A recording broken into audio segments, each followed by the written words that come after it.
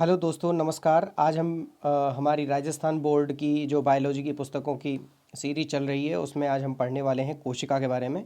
और कोशिका के बारे में हम अध्ययन करने वाले हैं और ये जो अध्ययन है अपन करेंगे क्लास सिक्स्थ की बुक से। क्लास सिक्स्थ की बुक से अपन ये पढ़ने वाले हैं। देखते हैं क्या होता है कोशिका के बारे में, क्या क्या चीज़ें, क्या क्या जानकारियाँ हमें इस चैप्टर में मिलने वाली हैं, तो वो अपन देखने वाले हैं। देखिए, सबसे पहले हम बात करें कि हम कौन कौन से पॉइंट्स पर आज चर्चा करने वाले हैं जो कि बुक में मेंशन किए गए हैं। सबसे पहले तो कोशिका एवं कोशिका की खोज, कोशिका क्या है और इसकी खोज किसने की है इसके बारे में। कोशिकीय संगठन के आधार पर जीव, इसका मतलब कोशिकाओं की संख्या या कोशिकीय संगठन के आधार पर कितने प्रकार के जीव होते हैं।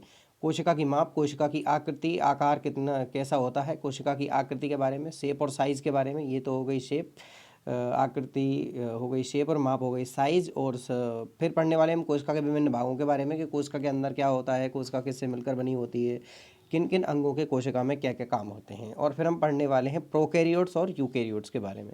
इन सारी चीज़ों के बारे में हम बारी बारी से चर्चा करने वाले हैं।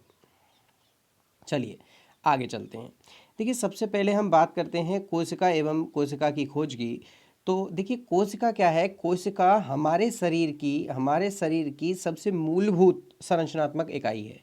कहने का मतलब हमारा जो शरीर है बहुत छोटी छोटी छोटी छोटी अरबों खरबों कोशिकाओं से मिलकर बना है। जैसे एक मकान ईंटों से मिलकर बना होता है, ईंटें उसमें जुड़ी होती हैं और उससे मिलकर मकान बनता है, ऐसे ही जो हमारा शरीर है वो कोशिकाओं से मिलकर बना है। कोशिका की खोज के बारे में बात करें तो कोशिका की खोज सन 1665 में कोशिका की खोज करते हैं रॉबर्ट हुक। सन 1665 में कोशिका की खोज करते हैं रॉबर्ट हुक। और इन्होंने खास बात बताएं, इन्होंने जो कोशिका देखी वो निर्जीव कोशिका देखी। कैसी कोशिका देखी? निर्जीव कोशिका ये देखते हैं। कैसी कोशिका देखते हैं? ये निर्जीव कोशिका देखते हैं। और किस में देखते हैं? इन्होंने ये कोशिका देखी है कॉर्क में। इन्होंने ये कोशिका देखी है कॉर्क में। चलिए अब आगे चलते हैं। अच्छा चलिए, अब यहाँ पे बात आ जाती है कि इन्होंने तो निर्जीव कोशिका देखी, फिर सजीव कोशिका किसने देखी। फिर ये क्वेश्चन हमारे दिमाग में आता है कि जब इन्होंने निर्जीव कोशिका देखी है तो सजीव कोशिका सबसे पहले किसने देखी। तो सबसे पहले जो सजीव कोशिका देखी वो सजीव कोशिका देखी ल्यूवेनहॉक ने। किसने देखी? ल्यूवेनहॉक ने। सबसे पहले किसने देखी कोशिका? सजीव जो कोशिका है वो ल्यूवेनहॉक ने देखी। और जबकि जो निर्जीव कोशिका है या फिर ओवरऑल कोशिका की बात करें तो सबसे पहले कोशिका की खोज करते हैं रॉबर्ट हुक सन 1665 में।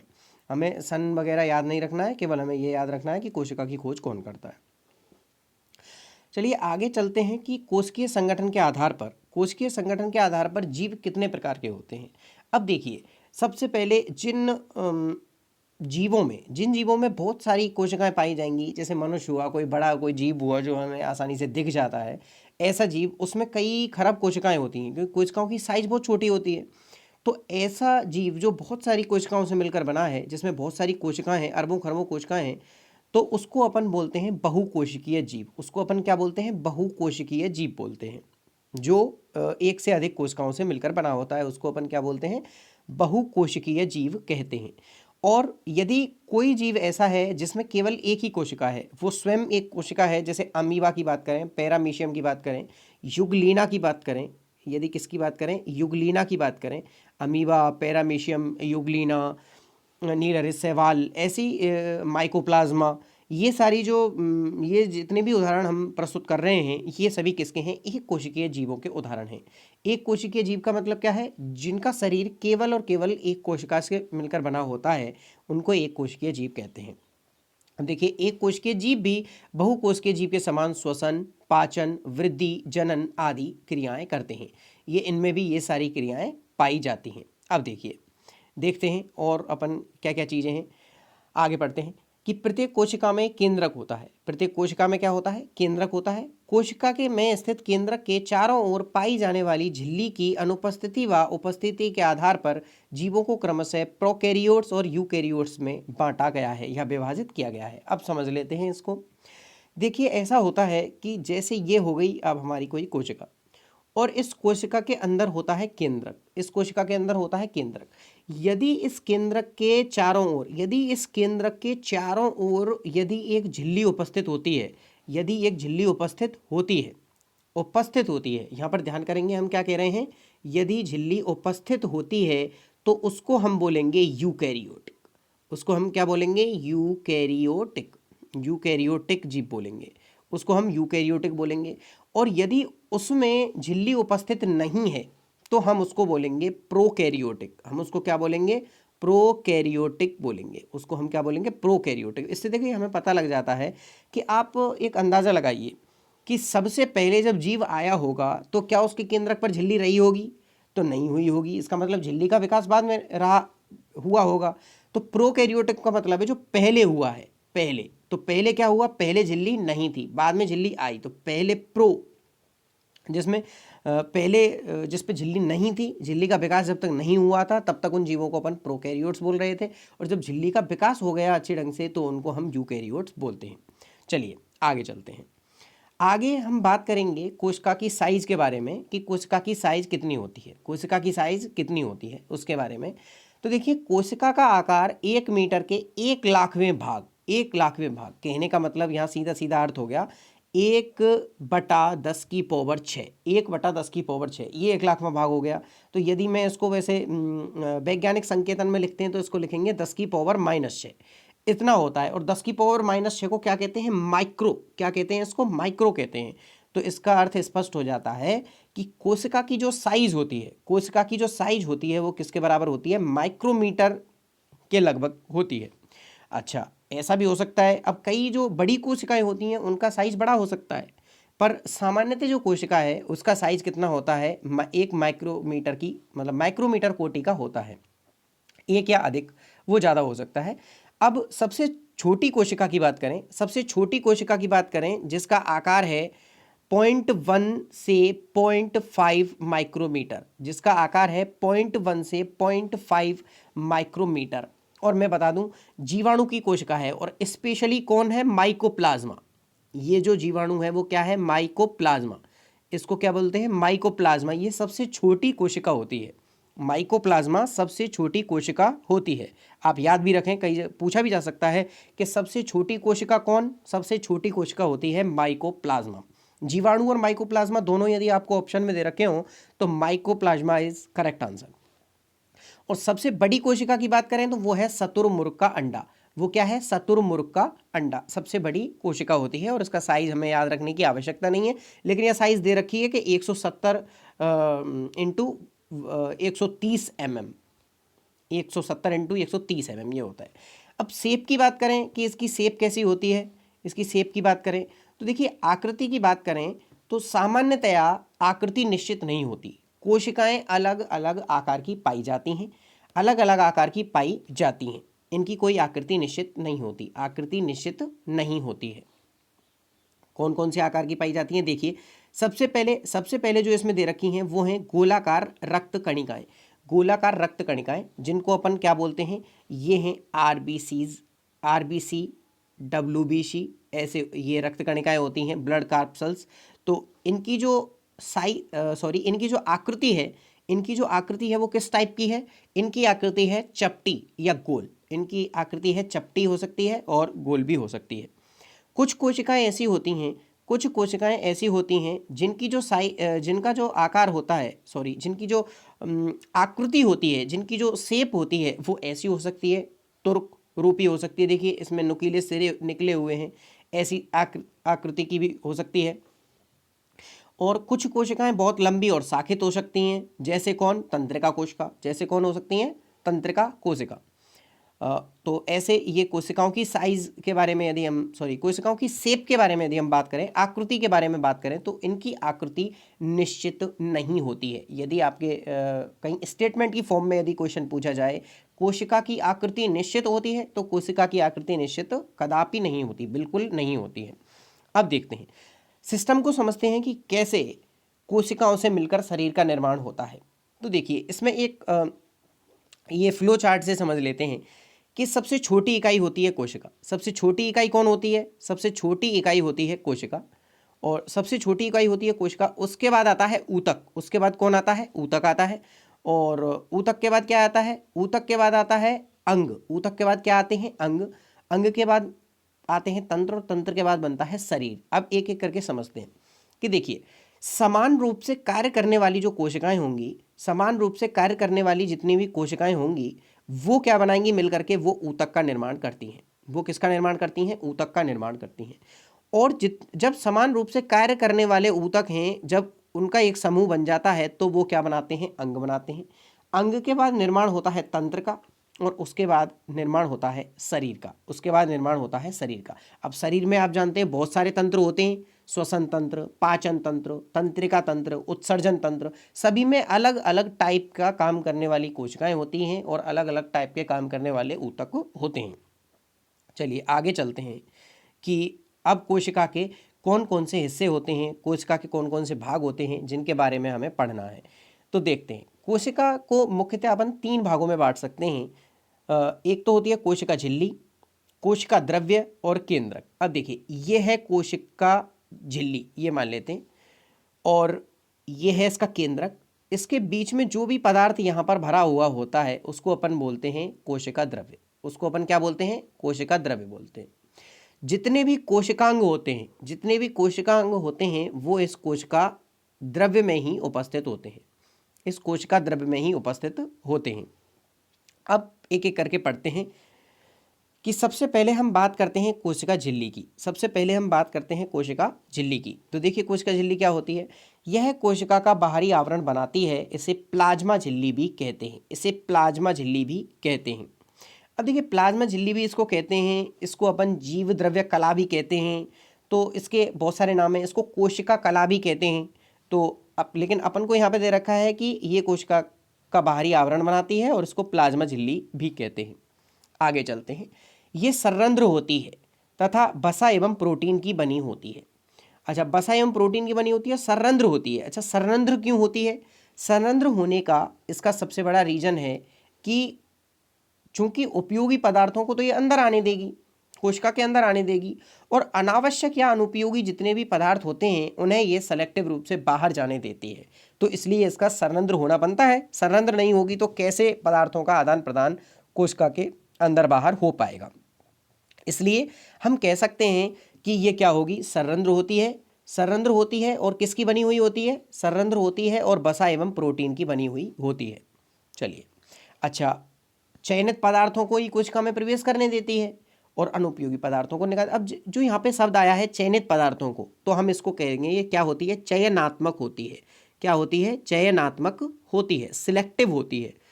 यदि कहीं क्वेश्चन पूछा जाए कि कौन सा कथन सत्य है या असत्य है, तो ये क्या होती है? सिलेक्टिव होती है। तो याद रखना, तो सिलेक्टिव होना जो यदि वहाँ ऑप्शन में होगा तो वो जो ऑप्शन है वो सही होगा, सत्य होगा।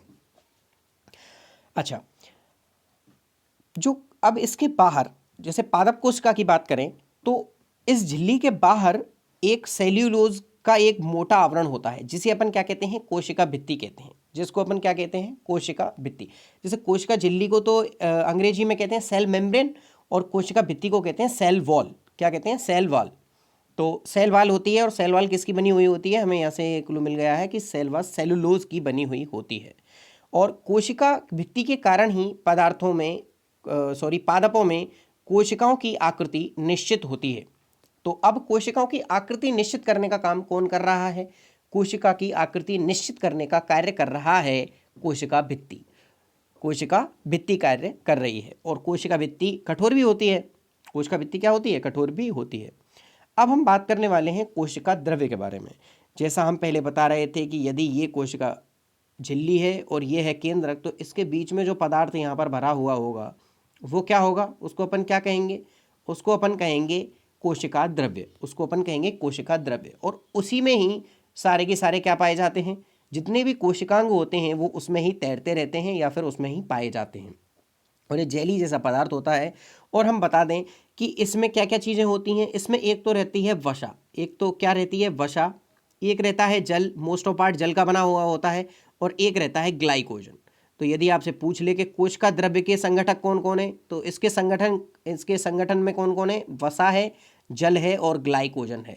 मोस्ट ऑफ पार्ट 90% इसका जो पार्ट होता है वो वाटर से मिलकर बना होता है, जल से मिलकर बना होता है। और इसमें क्या क्या पाया जाता है? जितने भी कोशिकांग होते हैं, जैसे अपना माइटोकॉन्ड्रिया हो गया, रिक्तिकाएं हो गई, गोल्जी बॉडी हो गई, अंतःप्रद्रव्यी जालिकाएं हो गई, हरित लवक हो गया, राइबोसोम हो गया, ये सारी चीज़ें इसमें पाई जाती हैं। अब देखिए, अब हम बात करते हैं केंद्रक की। तो केंद्रक, जैसा कि नाम से पता लग रहा है कि केंद्रक, ये कहाँ पर पाया जाएगा? केंद्र में पाया जाएगा। कहाँ पर पाया जाएगा? ये केंद्र में पाया जाएगा। अच्छा, केंद्र में पाया जाएगा केंद्रक जो होता है वो। तो अब इसका काम क्या होगा, इसकी आकृति कैसी होगी? तो ये सामान्यतः कैसा होता है? सामान्यतः गोलाकार होता है और लगभग मध्य में पाया जाता है। किस में? जंतु कोशिका के तो ये लगभग मध्य में पाया जाता है, लेकिन पादप कोशिकाओं में ये साइड में होता है। पादप कोशिकाओं में कहाँ होता है? साइड में होता है। और यह दोहरी इकाई झिल्ली द्वारा घिरा हुआ होता है। तो ये याद रखेंगे आपके, यह दोहरी इकाई झिल्ली द्वारा घिरा हुआ होता है। और इस झिल्ली में आने जाने के लिए क्या होते हैं? सूक्ष्म छिद्र होते हैं। सूक्ष्म छिद्र होते हैं। केंद्रक में एक छोटी सघन संरचना होती है जिसे हम क्या बोलते हैं? केंद्रिका बोलते हैं या न्यूक्लियोलस कहते हैं। और केंद्रक में धागे के समान संरचनाएं होती हैं जिन्हें हम क्या कहते हैं? गुणसूत्र। ये गुणसूत्र जो हैं, इन पर क्या पाए जाते हैं? जीन पाए जाते हैं। और ये क्या करते हैं? आनुवांशिक गुणों को स्थानांतरित करने का कार्य करते हैं। आनुवांशिक गुणों को स्थानांतरित करने का कार्य करते हैं। चलिए आगे चलते हैं कि अब हम बात करें कि जैसे हमने पहले पढ़ा, जब हम चैप्टर के शुरुआत में चर्चा कर रहे थे, तो प्रोकैरियोट्स और यूकैरियोट्स के बारे में कुछ बातें आई थी। वहाँ पर एक लाइन आई थी कि प्रोकैरियोट्स और यूकैरियोट्स जो होते हैं वो हम किसके आधार पर इनका वर्गीकरण करते हैं? तो प्रोकैरियोट्स और यूकैरियोट्स का वर्गीकरण होता है कि किसी कोशिका में, कोई कोशिका है और हमें पता लगाना है कि वो प्रोकैरियोटिक है, यूकैरियोटिक है। तो हमें पता लगाना होगा कि जो केंद्रक है उसके चारों ओर झिल्ली है या नहीं। उसके चारों ओर क्या है? झिल्ली है या नहीं। यदि केंद्रक के चारों ओर झिल्ली है तो उसको अपन बोलते हैं यूकैरियोटिक। झिल्ली होने पर उसको बोलते हैं यूकैरियोटिक, और झिल्ली नहीं होने पर हम उसको कहते हैं प्रोकैरियोटिक। झिल्ली नहीं होने पर हम उसको क्या कहते हैं? प्रोकैरियोटिक कहते हैं। ये हमें याद रखना है। झिल्ली नहीं होने पर उसको बोलेंगे प्रोकैरियोटिक, और झिल्ली होने पर, झिल्ली का आवरण होने पर उसको हम बोलेंगे यूकैरियोटिक। चलिए आगे चलते हैं। कोशिकांग। कोशिकांग क्या होते हैं? कोशिका के अंग, जिनसे मिलकर क्या बनी होती है? कोशिका बनी होती है, या फिर जिसमें कोशिका में जो पाए जाते हैं कोशिका के अंग, उनको बोलते हैं। अब इनमें एक जो कोशिकांग है वो होता है लाइसोसोम। लाइसोसोम क्या काम करता है कि इसमें बहुत शक्तिशाली पाचक एंजाइम होते हैं। जब कोशिका क्षतिग्रस्त या मृत हो जाती है तो लाइसोसोम फट जाता है और पाचक एंजाइम अपनी ही कोशिका को पचा देते हैं। इसलिए इसे क्या कहते हैं? इसलिए इसे कोशिका की आत्मघाती थैली कहते हैं, सुसाइडल बैग। मतलब ये एक ऐसा थैला है कि जब कोशिका बहुत ज़्यादा जर्जर हो जाती है, कोई काम की नहीं रहती है, तो इसमें जो लाइसोसोम होता है उसमें पाचक एंजाइम भरे होते हैं। जैसे ही वो फटता है पाचक एंजाइम बिखर जाते हैं पूरी कोशिका में और सारी चीज़ों को पचा देते हैं। उसके बाद आता है गोल्जी काय, गोल्जी बॉडी। ये झिल्ली युक्त पट्टिकाएं होती हैं जो एक के ऊपर एक व्यवस्थित रहती हैं। इसका विवरण सबसे पहले किसने दिया? कैमिलो गोल्जी ने। इसलिए इसका नाम क्या हो गया? Golgi body. तो सबसे पहले किसने खोज की? यहाँ से क्वेश्चन बनता है कि गोल्जी बॉडी की खोज किसने की? कैमिलो गोल्जी ने।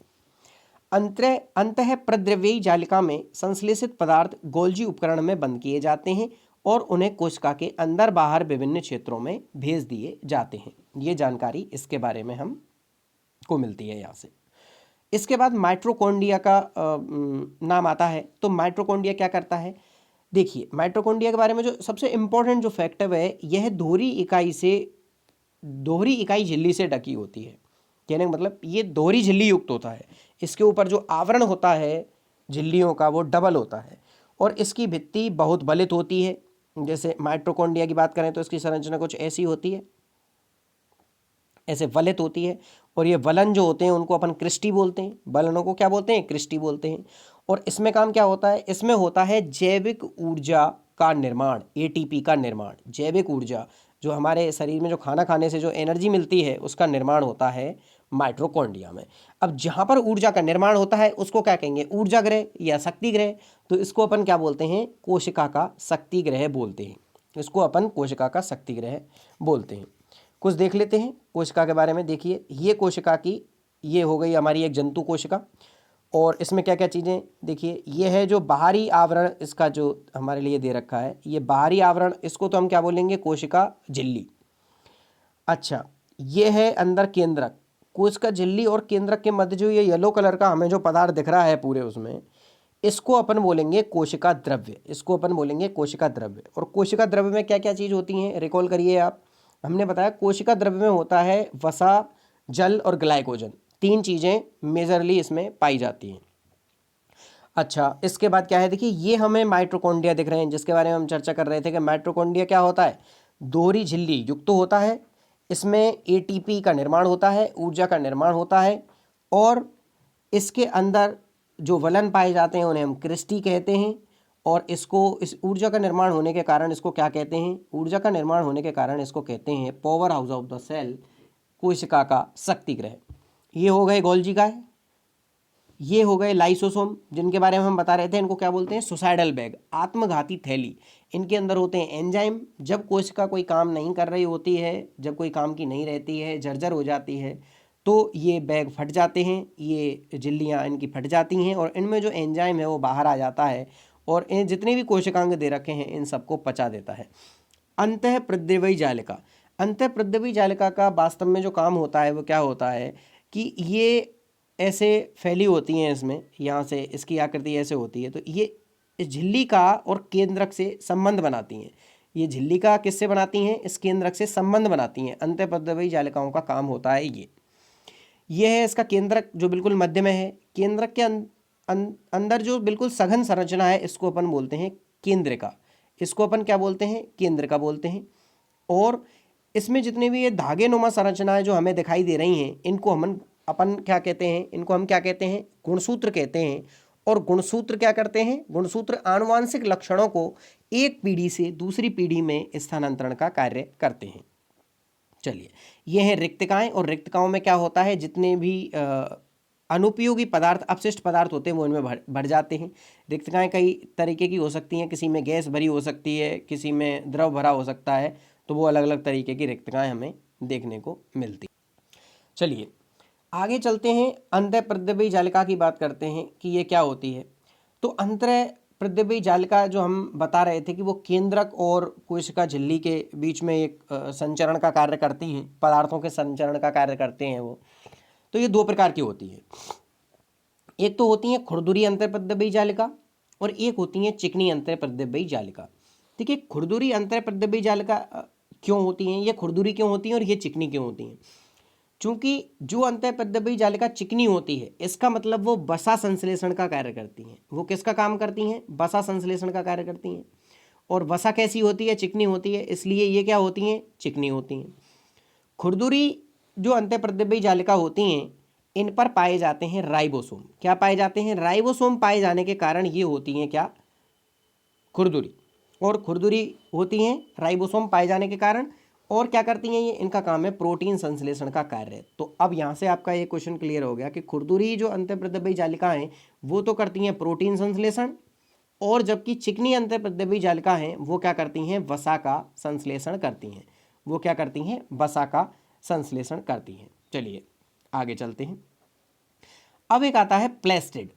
प्लेस्टिड क्या है, प्लेस्टिड को कहते हैं अपन लवक। क्या बोलते हैं, लवक। तो प्लेस्टिड जितने भी होते हैं ये किस में होते हैं, कोशिका द्रव्य में पाए जाते हैं। जब हम बात कर रहे थे जितने भी कोशिकांग होते हैं वो कोशिका द्रव्य में पाए जाते हैं। और प्लेस्टिड पाए जाते हैं केवल और केवल पादप कोशिकाओं में। किन में पाए जाते हैं, लवक पाए जाते हैं पादप कोशिकाओं में।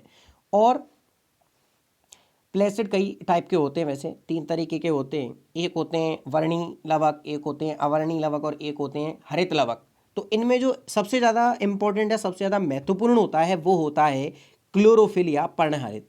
क्लोरोफिल या पर्णहरित, जिसे हम हरित लवक भी कहते हैं। इसका कार्य है कि हरे रंग के प्लेस्टिड को क्लोरोप्लास्ट अथवा हरित लवक कहते हैं। इसके कारण पत्तियों का रंग हरा होता है, जिससे पेड़ पौधे प्रकाश संश्लेषण की क्रिया द्वारा भोजन बनाते हैं। प्रकाश संश्लेषण हेतु क्लोरोफिल वर्णक अत्यंत आवश्यक है। यहाँ से एक प्रश्न निकल के आता है कि प्रकाश संश्लेषण की क्रिया किसकी उपस्थिति में होती है। तो प्रकाश संश्लेषण की जो क्रिया है वो कहाँ होती है, हरित लवक में होती है। कहाँ होती है, हरित लवक में होती है, या फिर इंग्लिश में बोलें तो क्लोरोप्लास्ट में होती है। कहाँ होती है, क्लोरोप्लास्ट में होती है। कहाँ होती है, क्लोरोप्लास्ट में होती है। चलिए आगे चलते हैं कि अब अंतर की बात कर लेते हैं कि कोशिकाओं में, जंतु कोशिका और पादप कोशिकाओं में अंतर क्या होते हैं। देखिए कोशिका भित्ति, आप बताइए, हमने पूरा चैप्टर पढ़ा कि कोशिका भित्ति कहाँ होती है कहाँ नहीं होती है। तो जंतु कोशिका की बात करें तो इसमें कोशिका भित्ति अनुपस्थित होती ही नहीं है, और जबकि इसमें उपस्थित होती है।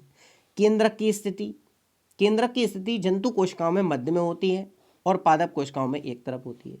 रिक्तिकाओं की बात करें तो जंतु कोशिकाओं में रिक्तिका क्या है, छोटी होती हैं, जबकि पादप कोशिकाओं में रिक्तिकाएं बड़ी होती हैं। प्लेस्टिड की बात करें, जिसके बारे में जिसको हम लवक कह रहे थे, उनकी उनकी बात करें तो लवक जंतु कोशिकाओं में अनुपस्थित होता है, क्योंकि प्रकाश संश्लेषण की क्रिया जंतु कोशिकाओं में तो नहीं होती।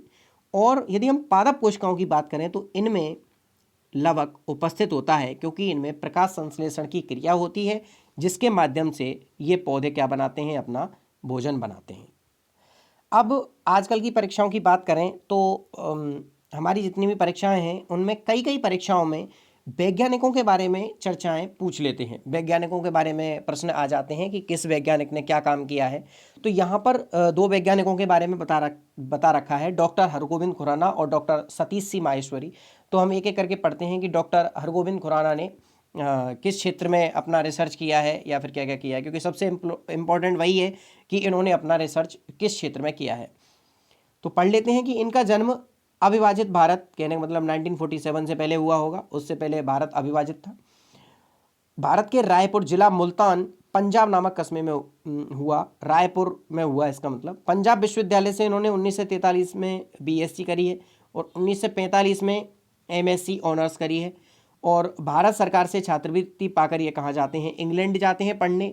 और इन्होंने क्या किया है, देखिए इन्होंने किया है सर्वप्रथम प्रोटीन संश्लेषण में न्यूक्लियोटाइड की भूमिका को प्रदर्शित किया। ये सबसे इंपॉर्टेंट है इसमें ये लाइन, कि ये क्या करते हैं, इन्होंने किया है प्रोटीन संश्लेषण में न्यूक्लियोटाइड की भूमिका को प्रदर्शित किया है।